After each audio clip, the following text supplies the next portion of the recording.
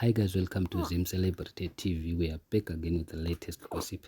Nyaya dziri kupisa dziri kutenderera pasocial media. Madzibaba veshanduko vapisirwa imba yavo, vakapotsa vatsvira mumba nezuro vaine vana vavo momo, asi tinongotenda kuti vakazobuda zvavo. But nyaya iri kuita kuti vapisirwa imba ndeyekuti vari kusapota Blessed Geza, ndeve opposition. Madzibaba veshanduko vakambofamba naChamisa kubva kuMDC vakaenda kuTriple C vakamborohwa kutanga vachafa, saka vanodedzera kuti ivo I am not going to give up. Vanyora vachiti ivo mushure mekupisirwa imba yavo, Mwari ndiye anoziva, I am not going to give up. Nyange zvikaita sei, I will support vanhu vanoda kumira nokuti vabise Zanupf timu yezviganada.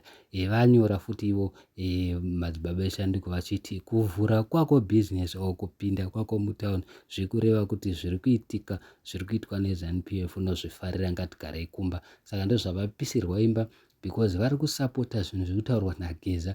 Last time Geza paakadedzera kuti kune strike, vaiva varimo mutauni vachidedzera kuti tiri kupinda mumastrike, vaitova vari vamwe vari kutoorganiza.